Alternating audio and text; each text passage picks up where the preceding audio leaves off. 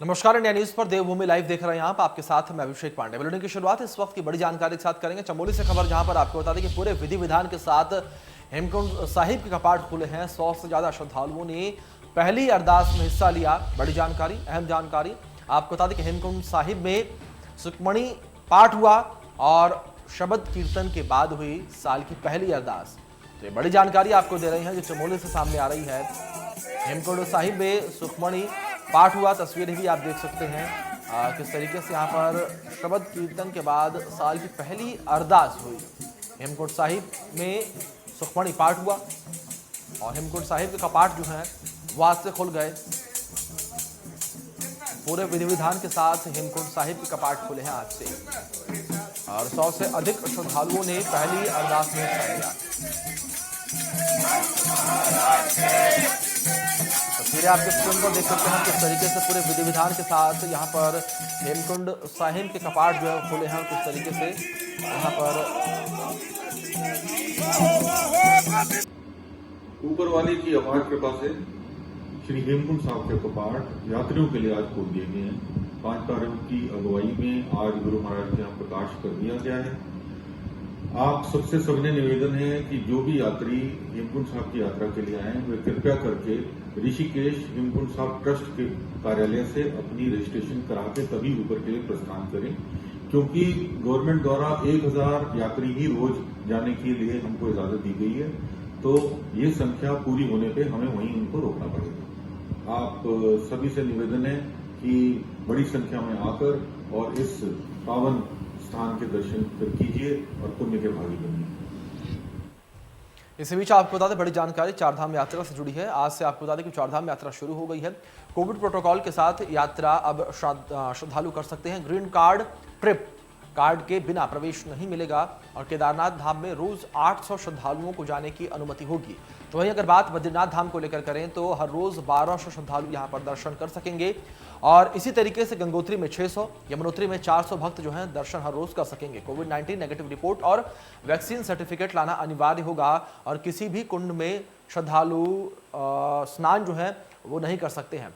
तो आपको बता दें कि तमाम दिशा निर्देश यहाँ पर जारी किए गए हैं। दिशा निर्देशों के मुताबिक किसी भी यात्री वाहन को ग्रीन कार्ड या फिर ट्रिप कार्ड के बिना प्रवेश नहीं दिया जाएगा और यात्रा करने वाले लोग वाहन की आरसी, फिटनेस प्रमाण पत्र, इंश्योरेंस, प्रदूषण नियंत्रण प्रमाण पत्र और परमिट, उत्तराखंड राज्य का मोटर वाहन कर जमा कराने का प्रमाण पत्र, चालक का licence, green card, trip card, यात्री सूची की वैध मूल प्रमाण की प्रति जरूर साथ रखें। अगर आप शनिवार से शुरू होने जा रही चारधाम यात्रा में शामिल होने जा रहे हैं तो इसके लिए नियमों का भली भांति समझना जरूरी है। कहीं ऐसा ना हो कि आप चारधाम यात्रा से वंचित रह जाएं।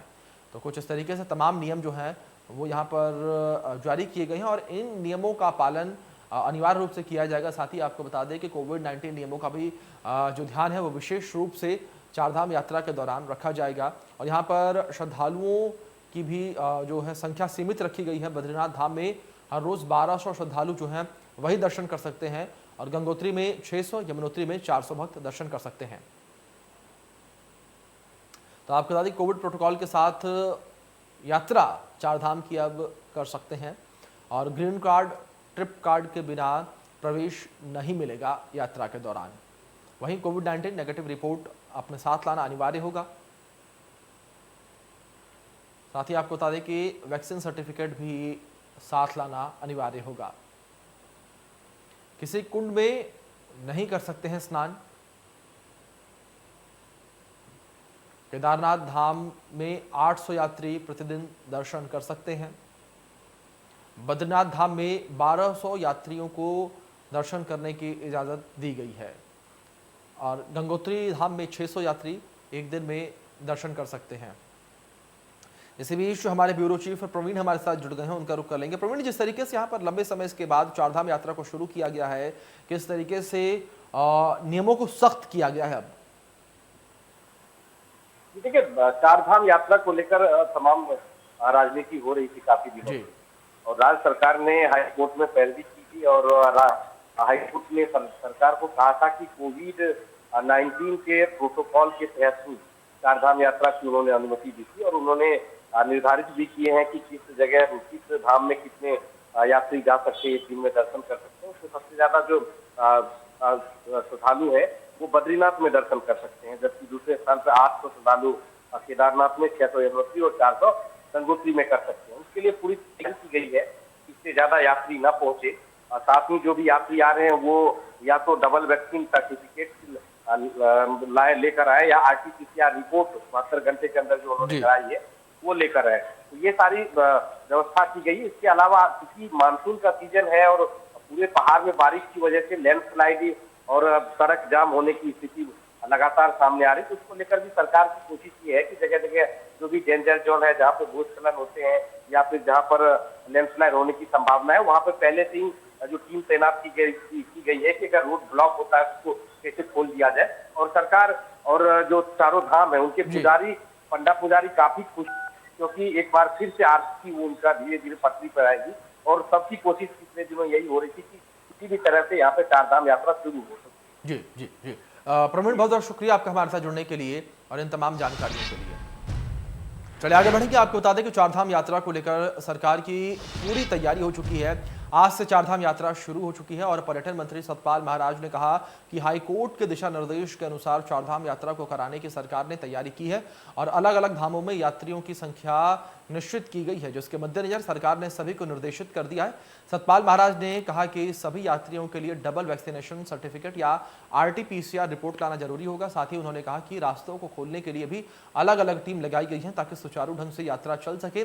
साथ ही मार्ग को लेकर सरकार मॉनिटरिंग भी कर रही है। चारधाम यात्रा जो है ये सशर्त यात्रा चालू हुई है। हाईकोर्ट के जो दिशा निर्देश हैं उसके मुताबिक ये यात्रा चलेगी। हमने स्टेट की SOP जारी कर दी है और उसी के मुताबिक जो गाइडलाइंस हैं उसी को फॉलो करते हुए सभी ज़िले के जो हमारे डिस्ट्रिक्ट मजिस्ट्रेट्स हैं 3 जिलों के, उत्तरकाशी, केदारनाथ और चमोली के, वो इस यात्रा को प्रारंभ करेंगे और आज से यात्रा शुरू हो गई है। यात्रा को लेकर यहाँ पर तमाम दिशा निर्देश जारी किए गए हैं सरकार की ओर से और साथ ही आपको बता दें कि SOP का ध्यान यहाँ पर रखना श्रद्धालुओं को अनिवार्य होगा और तमाम तरह के नियम यहाँ पर कड़े किए गए हैं। इसी बीच आगे बढ़ेंगे। आपको बता दें कि कांग्रेस पार्टी ने हरिद्वार में परिवर्तन यात्रा की शुरुआत की। परिवर्तन यात्रा सुबह करीब 10 बजे दूधाधारी चौक से शुरू हुई, जो कि हर की पौड़ी क्षेत्र अपर रोड होते हुए ज्वालापुर के रास्ते से BHEL पहुंची, जहां पर एक जनसभा भी आयोजित की जाएगी। और परिवर्तन यात्रा में प्रदेश अध्यक्ष गणेश गोदियाल, प्रदेश प्रभारी देवेंद्र यादव, राष्ट्र प्रवक्ता आलोक शर्मा सहित पार्टी के नेता और पदाधिकारी शिरकत कर रहे हैं। और पूर्व मुख्यमंत्री हरीश रावत को भी इस यात्रा में शामिल होना था, लेकिन आज हरीश रावत इस यात्रा में दिखाई नहीं दिए हैं।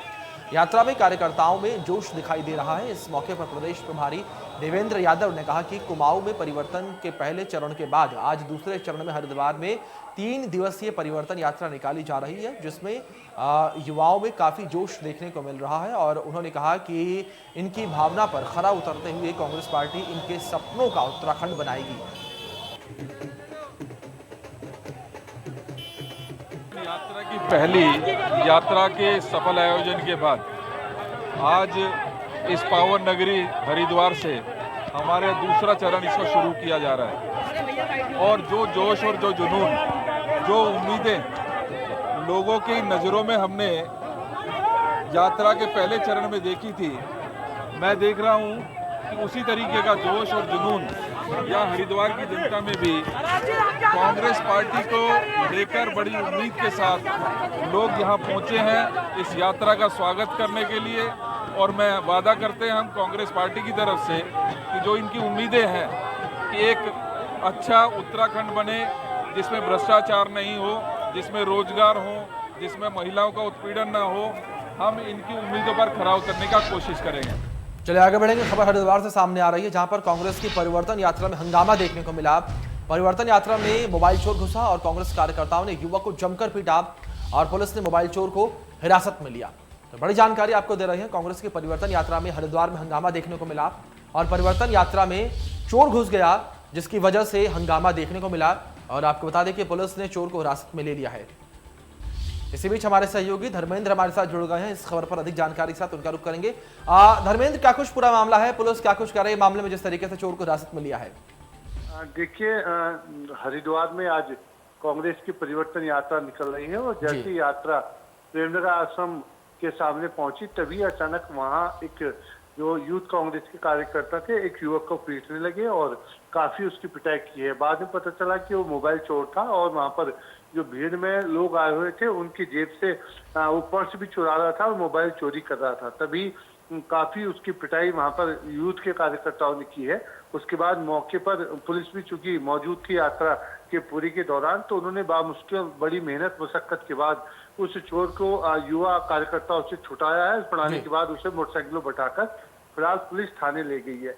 तो ये मोबाइल चोर था जिसे यूथ कार्यकर्ताओं ने पकड़ लिया था और काफी इसे सबक लोगों ने सिखाया है, कब के जमकर उसकी पिटाई यहाँ पर की गई है। जी जी देवेंद्र, बहुत बहुत शुक्रिया आपका हमारे साथ जुड़ने के लिए और तमाम जानकारियों के लिए।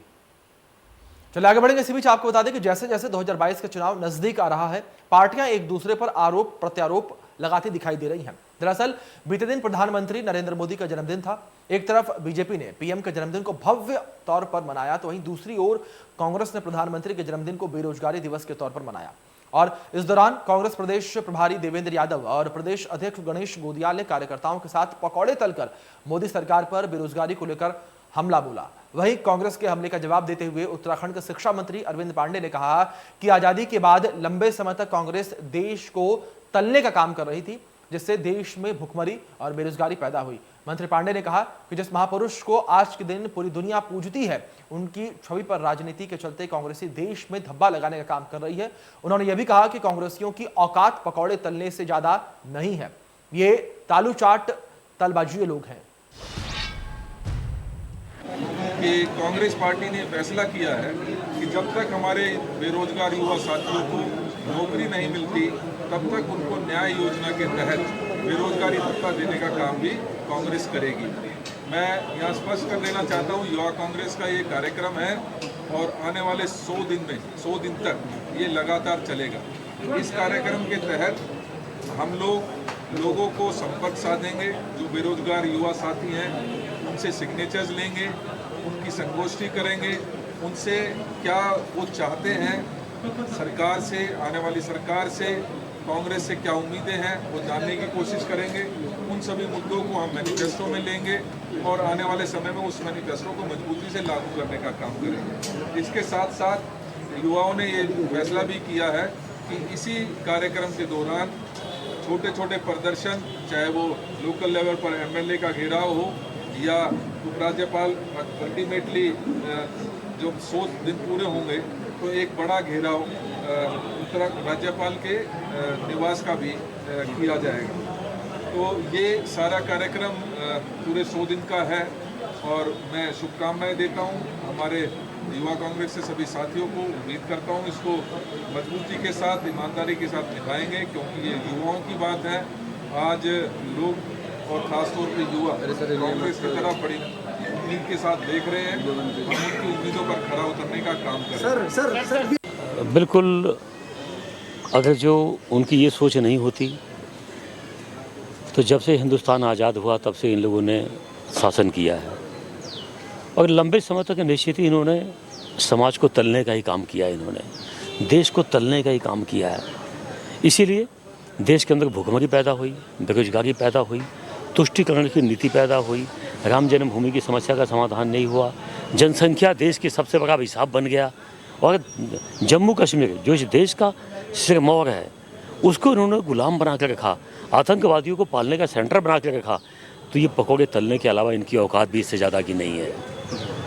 इनको आज के दिवस में जिस महापुरुष को दुनिया पूजती है उसको तुम अपने देश में उसकी छवि, राजनीति की लाभ पाने के लिए उसकी छवि पर धब्बा लगाने का काम करोगे तो निश्चित ही है देश का अपमान है। और इसको देश, हिंदुस्तान की जनता कभी ऐसे ये तालू चाटने वालों को और तलबजिए लोगों को कभी हिंदुस्तान की जनता माफ़ नहीं करेगी। मंत्री जी, आप क्या कर रहे हैं? चलिए आगे बढ़ेंगे। आपको बता दें कि उत्तराखंड में बड़ी कक्षाओं के बाद छोटी कक्षाओं के बच्चों का भी स्कूल खुलने का इंतजार खत्म हो गया है। प्रदेश में अब क्लास 1 से लेकर कक्षा 5 तक के स्कूल भी खुलने जा रहे हैं। शिक्षा मंत्री अरविंद पांडे ने इस संबंध में शिक्षा सचिव को आदेश जारी किए हैं। शिक्षा मंत्री अरविंद पांडे ने मुख्यमंत्री पुष्कर सिंह धामी से मुलाकात करके प्राइमरी स्कूलों को खोलने पर चर्चा की, जिसके बाद शिक्षा मंत्री ने शिक्षा सचिव को 21 सितंबर से प्राइमरी स्कूल खोलने के निर्देश दे दिए गए हैं। प्रदेश में प्राथमिक स्कूलों को खोलने के कयास लंबे समय से लगाए जा रहे थे। निजी स्कूल संचालक इसको लेकर सरकार के ऊपर दबाव बना रहे थे। हालांकि शिक्षा मंत्री अरविंद पांडे ने कहा था कि 1 से 5वीं तक की कक्षा के स्कूलों को खोलने का मामला कैबिनेट के समक्ष रखा जाएगा और कैबिनेट ही इस पर अपने अंतिम मुहर लगाएगी। लेकिन शिक्षा मंत्री के मुख्यमंत्री पुष्कर सिंह धामी से मुलाकात हुई थी और प्राइमरी स्कूलों को खोलने पर चर्चा हुई, जिसके बाद मुख्यमंत्री ने प्राइमरी स्कूलों को खोलने की सहमति जताई, जिसके बाद शिक्षा मंत्री ने शिक्षा सचिव को 21 सितंबर से प्रदेश के सभी सरकारी प्राइमरी स्कूल खोलने की अनुमति प्रदान कर दी है। तो लंबे समय से जो मांग चल रही थी, अब वो मांग पूरी होती हुई दिख रही है। प्रदेश में पहली से लेकर 5वीं कक्षा तक के स्कूल जो है खुलेंगे और बच्चे स्कूल जाते हुए दिखेंगे।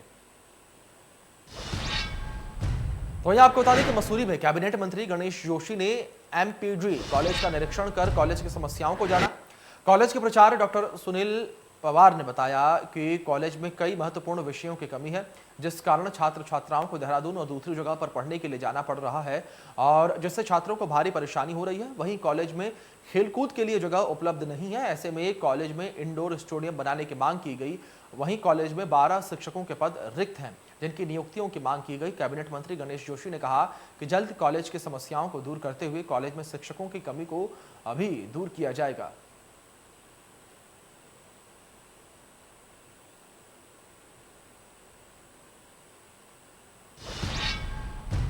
चलिए आगे बढ़ेंगे। आपको बता दें कि उत्तराखंड सरकार ने भले ही जल्द सड़कों की मरम्मत का काम शुरू करने की बात कही हो, लेकिन ग्रामीण इलाकों में कई जगह ऐसी है जहां पर चुनाव के वक्त जनप्रतिनिधियों ने चुनाव में जीतने के बाद सड़क बनाने का वादा जरूर किया, लेकिन सड़क आज तक नहीं पहुंच पाई। कालाडूंगी, लालकुआं, हल्द्वानी विधानसभाओं में खस्ताहाल सड़कें लोगों के लिए जी का जंजाल बनी हुई हैं और इन खस्ताहाल सड़कों पर 24 घंटे में न कोई वीआईपी का काफिला जरूर गुजरता है, पर सड़कों के गड्ढे शायद किसी को दिखाई नहीं देते हैं। आपको बताएं कि लामाचौड़, घटघरिया, फतेहपुर रिंग रोड कहे जाने वाली सड़कें मौत को दावत दे रही हैं और स्थानीय लोगों का आरोप है कि पिछले 4 सालों में सड़कों की खस्ताहाली के आम जनजीवन दुभर हो गया है। जितने भी लोग अकाल मौत हो चुके हैं। तो तस्वीरें भी आपके स्क्रीन पर है, आप देख सकते हैं किस तरीके से सड़कें हैं वो खराब हालत में है और यहाँ पर लोगों का जी का जंजाल, ये सड़कें बनी हुई हैं। लगातार कई वीवीआईपी काफिले भी यहाँ पे गुजरते हैं, लेकिन इनका समाधान नहीं हुआ। लायक भी इस समय नहीं हो रही, क्योंकि बरसातों में तो बिल्कुल जैसे गड्ढे जैसे इतने हो जाते हैं कि वहाँ से निकलना भी बहुत मुश्किल हो जाता है। कभी प्रस्ताव वगैरह हमने तो कई बार प्रस्ताव भी दिया है, कई बार मीडिया के द्वारा भी अपनी बात पहुंचाने की हमने कोशिश की है, पर अभी तक कुछ भी नहीं हुआ। ना शासन ना प्रशासन कोई भी इस विषय में शायद सोच ही नहीं रहा है। कर रहे हैं कि कालाडूंगी विधानसभा क्षेत्र के अंतर्गत बहुत बुरा हाल है सड़कों का और तमाम सारे क्षेत्रों से आवाज़ उठ रही है। उसी क्रम में आप ने महसूस भी किया होगा कि तमाम सारी रोडें, यदि एक आध दो रोड का नाम गिनाया जाए तो मतलब ये छल होगा ग्राम सभा के लोगों के लिए या जो भी हमारे शहरी क्षेत्र में लोग आते हैं उनके लिए। सच्चाई ये है कि बहुत बुरा हाल है और दुर्भाग्यपूर्ण है। बीजेपी की स्वयं पदाधिकारी कार्यकर्ता अपने ही विधायक अपनी ही सरकार के खिलाफ बार बार सोशल मीडिया के माध्यम से कह रहे हैं, सजग कर रहे हैं। हालत बहुत ज़्यादा ख़राब है। मेरी ग्राम पंचायत में अधिकतर जो सड़कें हैं उसमें कई जगह खड्डे हैं, पानी भर रहे हैं, जाने लायक मतलब मुश्किल हो गई। दिन तो दिन रहा, रात भी जाने लायक, ना रात ना दिन जाने लायक कोई ऐसी स्थिति है। पर इसको प्रस्तावित ग्राम पंचायत के प्रस्तावित के माध्यम से माननीय मंत्री जी को इसको दिया गया है और मंत्री जी की तरफ से आश्वासन मिला है कि चुनाव से पहले ये सभी डामरीकरण का किया जाएगा। ज़माने में जितनी सड़कें बनी थी उससे कई गुना ज़्यादा सड़क इस समय बन गई है और अभी भी जब से पुष्कर सिंह जी बने हैं, धामी जी मुख्यमंत्री बने हैं, तब से बहुत सी सड़कों के आदेश हुए हैं और बहुत ज़बरदस्त तरीके से काम हो रहे हैं। अब उनको तो ये कहना ही है बेरोजगारी बढ़ गई, महंगाई बढ़ गई, सड़कें नहीं बन रही। 1 अरब की सड़कें कालाडूंगी विधानसभा में बनी है, 1 अरब की। मंत्री को दे देना। खबर मसूरी से, जहां पर आपको बता दें कि खाई में अनियंत्रित होकर कार गिर गई। कार में 5 लोग सवार थे और गंभीर रूप से घायल बताए जा रहे हैं। घायलों को दून अस्पताल भेजा गया है। मसूरी देहरादून मार्ग पर यह हादसा हुआ है। बड़ी जानकारी आपको दे रहे हैं। कार में 5 लोग सवार थे और 5 लोग घायल बताए जा रहे हैं और 5 का इलाज जो है दून अस्पताल में जारी है। आप तस्वीरें भी देख सकते हैं किस तरीके से खाई में ये कार गिरी। तो घायलों को दून अस्पताल भेजा गया है। बड़ी जानकारी आपको दे रही हैं। 5 लोग इस हादसे में घायल बताए जा रहे हैं और घायलों का इलाज लगातार जो है वो दून अस्पताल में जारी है। देहरादून और मसूरी मार्ग पर यह हादसा हुआ। बड़ी जानकारी, अहम जानकारी, कार में 5 लोग सवार थे और गंभीर रूप से घायल बताए जा रहे हैं पांचों। तो खाई में अनियंत्रित होकर यह कार गिरी। तो आपको बता दें कि तितली संरक्षण के लिए पिछले वर्ष से तितली तैयार कार्यक्रम मनाया जा रहा है। वहीं तितली तैयार कार्यक्रम के माध्यम से कॉर्बेट और उसके लैंडस्केप के लगते क्षेत्रों में तितलियों की गणना भी की जाती है। वहीं आज दूसरे वर्ष भी इस तितली तैयार का 17 सितंबर से 2 अक्टूबर तक के लिए आगाज हो गया है। और तितली प्यार कार्यक्रम के प्रथम दिन कियारी गांव के स्थानीय ग्रामीण और अन्य सामाजिक कार्यकर्ताओं, स्कूली बच्चों ने भी बटरफ्लाई वॉक का आनंद लिया। तो एक तो मौसम काफ़ी साफ़ है पिछली बार से, और इस बार लोग भी भिन्न भिन्न कोने से आए हैं, एक्सपर्ट्स आए हैं। तो जितने लोग देखेंगे उतनी आंखें, जितनी आंखें उतनी तितलियाँ निकलेंगी। जी, जिस तरीके से हमें कम्युनिटी का सहयोग मिला है क्यारी बंदोबस्त गांव में और कॉर्बेट लैंडस्केप में, इससे हमें पूरी आशा है कि आने वाले टाइम में कॉर्बेट लैंडस्केप ना सिर्फ बाघों के लिए, ना चिड़ियाओं के लिए, उसके साथ साथ तितलियों के लिए भी माना जाएगा। यहाँ तितलियों की बायोडाइवर्सिटी, जैव विविधता बहुत ज़्यादा। देखिए, अलाया रिजॉर्ट क्यारी में तितली तैयार जो कार्यक्रम है वो तैयार फाउंडेशन के बैनर तले किया जा रहा है और ये 17 सितंबर से 2 अक्टूबर तक किया जा रहा है।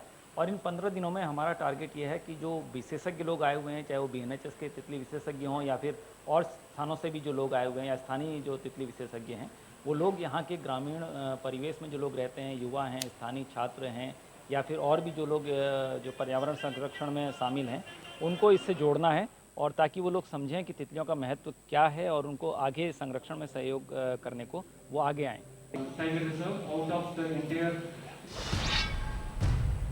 फिलहाल बुलेटिन में इतना ही। तमाम बड़ी अपडेट्स के लिए बने रहिए इंडिया न्यूज़ के साथ।